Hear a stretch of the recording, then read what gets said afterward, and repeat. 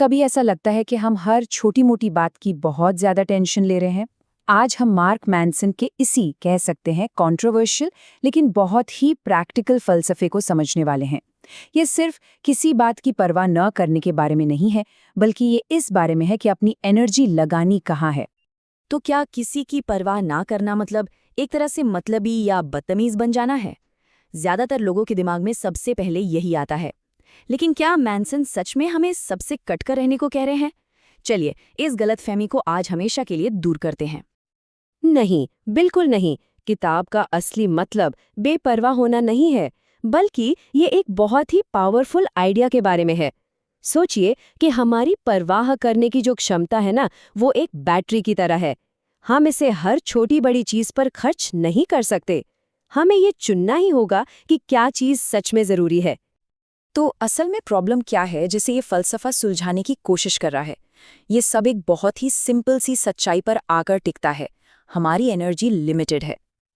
ऐसे सोचिए कि हर रोज हमारे पास 100 केयर कॉइन्स हैं, यानी परवाह करने के 100 सिक्के। अब क्या हम उन्हें सोशल मीडिया पर बहस करने में उड़ा देंगे या इस बात की चिंता में खर्च कर देंगे कि कोई हमारे बारे में क्या सोच रहा है? जब हम हर एक चीज की परवाह करने की कोशिश करते हैं ना, तो आखिर में हम खुद को ही थका देते हैं और कुछ नहीं। ये स्लाइड काफी कुछ साफ कर देती है ना? देखिए, हमारी ज्यादातर एनर्जी जाती कहाँ है? फालतू का ड्रामा, लोगों की राय, हमारा अपना ईगो और डर। कोई हैरानी की बात नहीं है कि हम अक्सर इतना थका हुआ और अनसैटिस्फाइड महसूस करते हैं। ठीक है, तो प्रॉब्लम की पहचान तो हो गई। अब बात करते हैं इसके सॉल्यूशन की। मेंसन 5 ऐसे कोर माइंडसेट्स के बारे में बताते हैं जो हमें अपनी एनर्जी उन चीजों पर फोकस करने में मदद कर सकते हैं जो सच में मायने रखती हैं। तो सबसे पहला माइंडसेट जो है वो तो हमारी खुशी की परिभाषा को ही चैलेंज करता है। मतलब खुशी वैसी है ही नहीं जैसा हम सोचते हैं। ये हमारी आम सोच के बिल्कुल उल्टा है। असली खुशी प्रॉब्लम्स से भागने में नहीं है, बल्कि अच्छी और बेहतर प्रॉब्लम्स चुनने में है। सोचिए, करियर में एक मुश्किल प्रोजेक्ट को सॉल्व करना बेहतर है या इस बात की चिंता करना कि किसी ने पार्टी में क्यों नहीं बुलाया? असल में हमें अपनी लड़ाइयाँ सोच समझकर चुननी चाहिए। अब आते हैं दूसरे माइंडसेट पर। ये जिम्मेदारी लेने के बारे में है, भले ही ये सुनने में थोड़ा मुश्किल लगे। और ये सच में एक गेम चेंजर है। गलती और जिम्मेदारी ये दो अलग अलग चीजें हैं। हो सकता है कि बारिश होना हमारी गलती ना हो, लेकिन भीगने से बचने के लिए छाता ले जाना ये हमारी जिम्मेदारी है। ये सोच हमें विक्टिम मोड से निकालकर हमारी अपनी लाइफ का हीरो बनाती है। जो तीसरा प्रिंसिपल है वो सुनने में शायद थोड़ा चुभ सकता है, लेकिन यकीन मानिए ये बहुत आज़ादी देने वाला भी है। हर वक्त स्पेशल बनने की कोशिश का जो प्रेशर है ना, उसे छोड़ना होगा। ये मान लेना कि हम ज्यादातर चीजों में एवरेज है, ये कोई हार नहीं है, बल्कि ये आज़ादी है।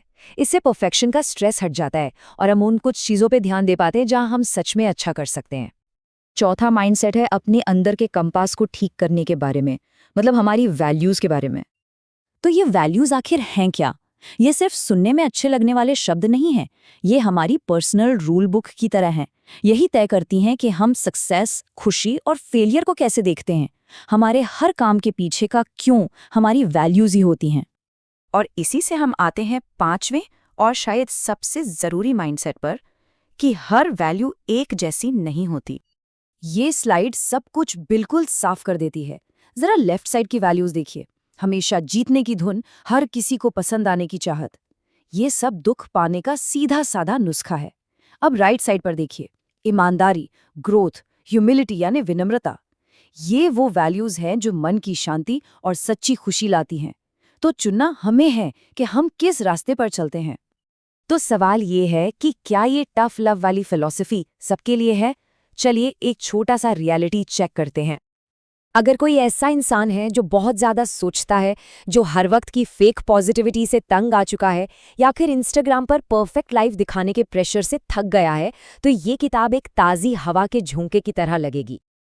लेकिन ईमानदारी से कहा जाए तो ये हर किसी के लिए नहीं है। इसकी भाषा थोड़ी रफ लग सकती है, कुछ आइडियाज़ बार बार रिपीट होते हैं, और हाँ, ये कोई बहुत गहरी फिलॉसफी की किताब नहीं है, यह सीधी प्रैक्टिकल सलाह है। तो फाइनल वर्डिक्ट क्या है? इस सब का मतलब क्या निकलता है? देखिए, सबसे जरूरी बात यह है, ये कोई जादू की छड़ी नहीं है। ये दिमाग के क्लटर को साफ करने का एक टूल है। ये हमें ये पहचानने में मदद करता है कि क्या जरूरी है, उस पर फोकस कैसे करें और बाकी सब फालतू की चीजों को जाने दें। ये कोई फौरी हल नहीं है, ये एक परमानेंट माइंडसेट शिफ्ट है। तो ये सब एक सवाल पर आकर खत्म होता है। हमारी इस लिमिटेड परवाह को देखते हुए वो कौन सी एक प्रॉब्लम है जिसे सॉल्व करना सबसे ज्यादा मायने रखता है? इस सवाल का जवाब शायद पूरी जिंदगी बदल सकता है। इस पर सोचिएगा जरूर।